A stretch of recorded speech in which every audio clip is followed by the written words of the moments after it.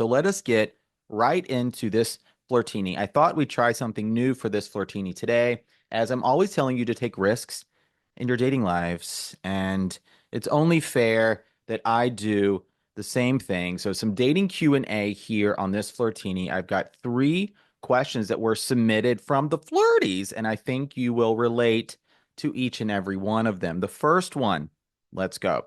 I'm going to read it word for word. All right. I find when I meet someone, I automatically look at them and ask myself if they are a potential partner. Benjamin, how do I stop doing that? Okay. Very, very good question. I'm going to give you three tips here. And first, let's just get some perspective on this whole thing. Like, it is wild, truly wild when you're on the dating apps or you're going to have a first date and seeing someone as could this be my person, right? Could this be my partner? Could this be the person I want to spend the rest of my life with? The person I'm going to marry, if that is one of your dating goals. Like, it places so much pressure on you and on this person to live up to your expectations, which are not voiced right away, right? This is potentially a stranger, someone you don't know. It's a very bewildering experience dating. So I want to offer you this tip here, and that is to change your perspective first and foremost. So when you're going to meet someone new, maybe you're swiping on the apps, maybe you have that first date, maybe you've even been on a few dates now, you're settling in to the dating process. Can you view this person as a potential friend rather than a potential partner? Focus on getting to know them as who they are and getting to know yourself in the context of this new connection as well. You get to have your dating goals, objectives, desires, all that good stuff, knowing what your needs are. Very, very important. So you can see how this person is showing up if you're in alignment around some of those values, goals, needs, right? All of that good stuff. But starting to relieve yourself of seeing of that pressure to see someone as a potential life partner and instead seeing them as a potential friend first and foremost. That will be, I think, critical in not only your overall dating approach, dating strategy, but also just helping you take some of the anxiety out of the dating process to focus on that connection, to focus on, do I even like this person, right? How do I feel knowing each new connection is going to be different? Ultimately, centering yourself, being able to reflect and see if you even vibe with this person on a friend level. I think sometimes we go into the realm of asking those hard hitting questions right away on a first date or even before you have the first date, right? What are you looking for? What do you want? You're trying to align yourselves on if you're compatible on some of these dating goals and foregoing the actual connection and developing friendship more or less in the process. So, how can you start to not automatically look at someone as a potential partner? Can you get to know them on a friend level while you also date them? Of course, right? If you're dating because you want that long-term relationship, you want that companionship, you're looking for compatibility, all of those amazing, fantastic things, you'll continue to have those conversations as the dating process goes on, of course. But do you even like this person on a friend level first? Okay. Something else that can help here, and I know I say it all the time, please don't hate me for this, and that is to stay in the present moment. And I'm going to tell you why that's so important. So the first tip here is to really, as you date them, don't forget that you're looking to develop that connection and pretty much a friendship with them as well. If this is someone you're going to enter into a relationship with, that foundation of connection and friendship is going to be wildly important. And then when it comes to the present moment, I want to also say here, if you're dating, seeing someone as a potential partner, and that's where your mind is going right away, is completely normal. I used to do this all the time because you want answers. You do. Your brain is searching for those answers. You want to know who this person is. How do they fit into your life? What role do they play? Is this going to work out, right? Are we compatible? Are we aligned on XYZ things? You're searching for answers in many ways to bypass, if you will, the discomfort, some of the anxiety that is bound to come up in the dating process as you're sussing out this new connection. Where is this going?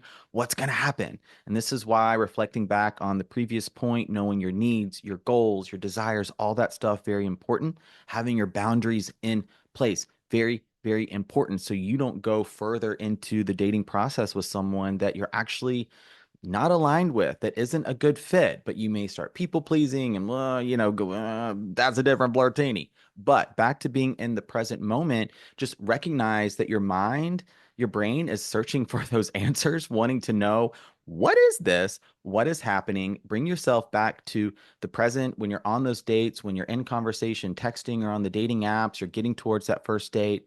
Ask questions, right? Ask questions, make observations, just focus on the connection, and can this person listen?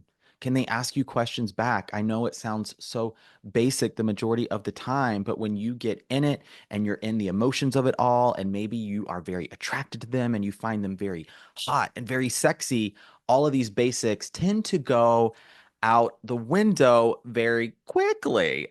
Speaking from experience as well. So see if you can be in the present moment, asking them those questions. What are some of their interests? Do they align with yours? Not all of them have to align with yours, of course. Some differences are amazing. This is how you're going to grow if this develops into a long-term connection and relationship. But do you have some things in common?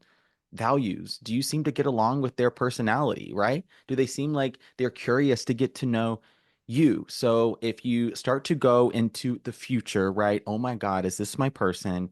Bring yourself back into the present moment and don't forget some of those basics. All right, one more tip coming here for this question. Finally, I want to say here, I don't know if this is part of your story to the flirty that submitted this question, but if you are feeling some of that pressure from family, from friends, from society, from even yourself to make the relationship happen. If you're getting those questions like, why are you still single? Right? It seems like the fingers are being pointed at you, sort of like, what is wrong? And now you're starting to have some anxiety. You're looking to maybe not connect, but attach very quickly, rush the process, move towards exclusivity, right? What are we defining the relationship, getting to those milestones quickly? Breathe, take a deep breath.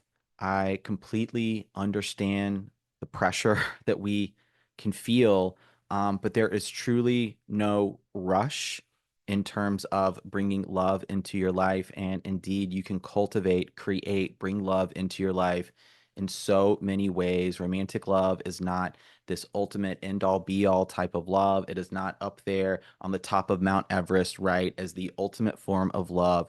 We get to have love in so many ways in our lives, through our connections, through our relationships, certainly the connection and relationship we have with ourselves. So take a moment here to reflect on where you're at, be appreciative and grateful for all that you have accomplished, all that you have done, everything that you have done for yourself to get yourself to this moment. And I truly do believe that it happens when it is meant to happen, more or less. I mean, timing is a huge part of this. There's a little bit of luck involved as well. There's elements of openness and curiosity and taking risks and all these things. But I truly do believe that what is meant to be will be. And I take solace in that. I hope that is helpful for you as well. So as a quick recap, I find when I meet someone, I automatically look at them and ask myself, Benjamin, are they my potential partner? How do I stop doing that? All right, we talked about changing your perspective a little bit here, focusing on that friendship vibe, on that connection, being present, and then relieving yourself of pressure as if that is part of this experience for you. All right, two more questions coming up. Fresh question for you, flirties. This one reads as follows. How often is too often to see somebody after you just met?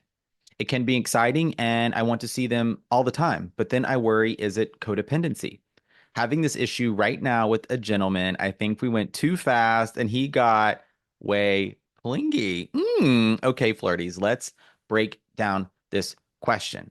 First, I'm going to focus on the pacing element here. I understand completely the excitement, right? The anticipation. You want to maintain the momentum. You think they're really attractive and it just feels so fresh and so new. Maybe you're getting into a little bit of limerence, a little bit of extreme Delulu, getting out of Delulu in moderation there, and it just feels good.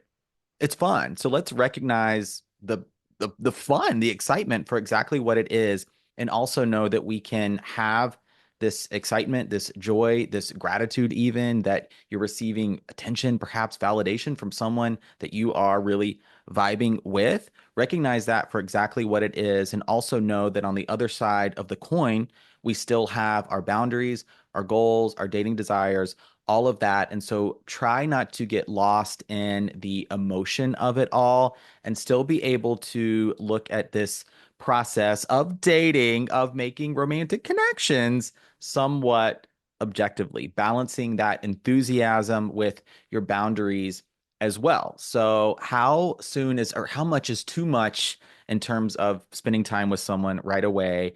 I think it's important to minimize digital communication in the early phases of dating. If you gravitate toward texting a lot, I know sometimes we want to do that because we feel like, ooh, I want to show interest, or they're texting a lot, or they're texting me a lot. I want to reciprocate that interest.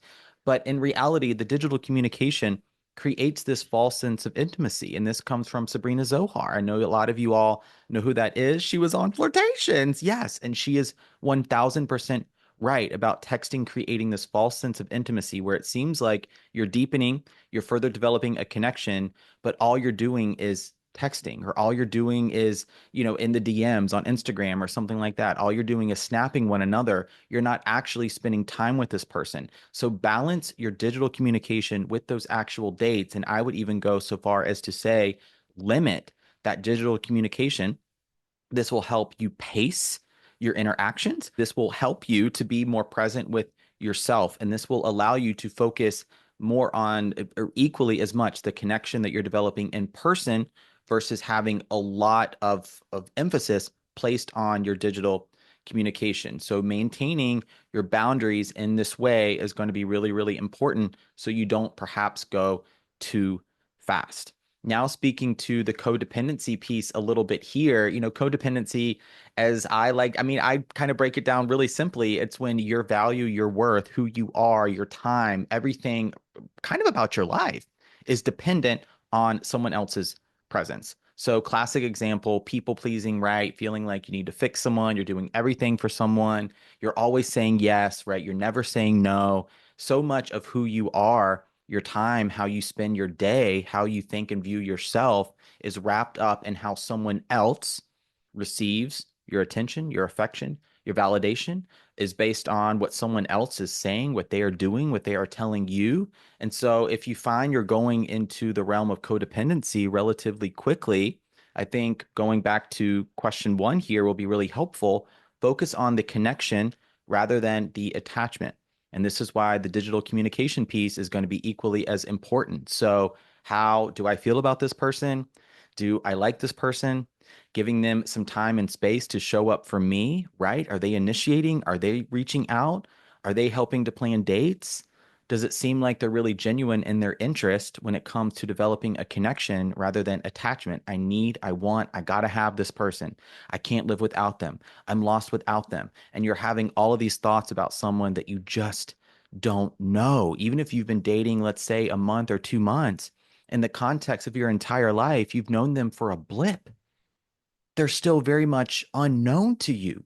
You only know what they've presented and what they've shown you in 2 months, let's say, just in this example. So maintaining digital boundaries, very important. Focusing on the connection versus attachment, also very important if we're talking about codependency here, which is a part of this question. And then also something else I've been playing with recently in some of my content is showing interest. And showing interest doesn't indicate chasing. It's not you reaching out to someone constantly, but as you're going forward in the dating process, letting someone know that you value their time, letting someone know that you value who they are, you value aspects of their personality, aspects of their hustle, right? If they're really in grind mode, if they're working hard, if they're taking care of a relative or family member, admire that, appreciate that, and let them know. Showing interest is a fantastic way to develop the connection without making things move too quickly because, truth be told, can this other person receive that interest and do they give it back? Do they give it back? That's going to be very, very important. If someone is not able to co-create this interest, this connection with you, it doesn't matter how much you're texting. It doesn't matter how much you're sending snaps back and forth to one another. If you're doing that, it doesn't matter how much you're attaching to this person, how much you feel like you just need to do everything for them right away. If they cannot reciprocate and show that interest back to you, then what are we doing? We're sacrificing our own boundaries and spending a lot of time getting to know someone that inevitably is just not really going to be able to be there for us. Yeah. So final thing I'll say here when it gets to, because this flirty mentioned that feels like things went too fast and he started to get a little clingy. Clarity through communication, right? So, hey, this could be, on a phone call, right? You want to do a FaceTime, you're on a date with this person. I've really enjoyed spending time with you, getting to know you. However, I think we're moving a bit too fast, right? I want to make sure that we have space just to maintain our own lives, continue to spend time with our friends and family, right? I'm getting a little verbose here, but you're basically saying that you value spending time with this person. You just think it's moving too quickly and see where they're at as well. How are they feeling? And you can establish some boundaries around when you see each other. Maybe you plan a date night. Maybe you agree to see each other twice a week, right? You opt for the phone call or a FaceTime versus texting a bunch if that's part of it here. So there you go. My answer to this question here. Things are moving maybe a little bit too quickly, and you feel like you're gravitating towards codependency. All right, Flirty, thank you for that question, wherever you are in the world. And one more coming. All right, Flirties, one more question here. And I know I said in the very first Flirtini that these would be 5, 10 minutes max, quick hits of dating advice, little pieces of information, and then you can go on about your day. Well, nearly 20 damn minutes later, here we are. I'm like that girl in Mean Girls. Remember the scene towards the end where all the girls are having that sort of kumbaya moment in the gym? And the one girl, she doesn't even go here, just had a lot of thoughts and feelings and needed to express that. Sometimes that is me because I care. I genuinely care and I just want to help you. I do. Okay, this flirty submitted the following question. Never dated before and work at a bar. There's this cute bartender at another bar near mine, and she's quite flirty with me and is nicer to me. And I visit her bar, and sometimes she visits mine. How do I know she's just being friendly or is interested? Should I ask her? The short answer is yes. Okay, there's the flirtini, but we're going to get into it a little bit more. Okay. This is a difficult question for me to answer most of the time because I wish I could be a fly on the wall, right? I wish I could observe the interactions because it is sometimes impossible to know if behind someone's flirt, behind someone giving you attention, is there romantic intent, romantic interest, or is it more friendly? Or could it be romantic interest without wanting it to go any further than that, right? We can spin our wheels, rack our minds trying to figure it out. And I can tell you like this person because you pretty much say so. And you say cute bartender, you don't just say bartender. And it seems like you're visiting one another. So at the end of the day, someone has got to make the move. Someone has got to do the asking out. Someone has got to take the risk. So it seems like, right, she's coming over to see you. You are really liking her. How do I know if she's just being friendly or is she interested? See if you can, like, the question in my mind is not trying to read someone else's actions, not trying to decipher or figure out how someone feels about me, but rather just making the ask, moving towards the question, hey, would you like to go grab coffee sometime? Or, hey, would you like to do XYZ thing? Or, hey, like after we get off our shifts, are you both working day shifts maybe? Would you like to go grab some lunch or something like that? Would you like to go check out this thing, see this place? Just make the ask, and you can say, that you've really enjoyed your interactions and you would love to spend more time with this person, right? You'd love to get to know them a little bit more outside of the bar. Try there. Try that. I mean, start there. Rather than trying to figure out, oh, is this person being friendly? Are they being flirty? Someone could do, again, all the friendly or flirty things and how they really truly feel. is like sometimes we just have to put ourselves out there, know we're going to be okay regardless of the outcome. It doesn't have to change the existing dynamics, right? It doesn't have to, but we can ask the question and begin to explore interest beyond what sounds like a flirt. I mean, if she is coming over to you, coming over to your bar and really trying to spend time with you and talk to you and get to know you, and you're being a little flirty yourself, perhaps, I hope so, then I think a date seems like the natural evolution of this connection. So, should I ask her? Yes. Yes. Go for it and just have it be that. The question doesn't have to be, right? Do you want to be my partner, right? Are you looking for a relationship? None of that. Reflecting back to some of the previous questions here in this Flirtini. Hey, do you want to go do this with me? Hey, I'd love to take you to dinner sometime. Hey, I'd love to go see this thing with you. Yeah, would you like to come? Yeah. That's it. That's it. Okay, Flirty, I hope that was helpful. Thank you so much for your question. Thank you to all the Flirties for submitting your questions today. Thank you to you for listening.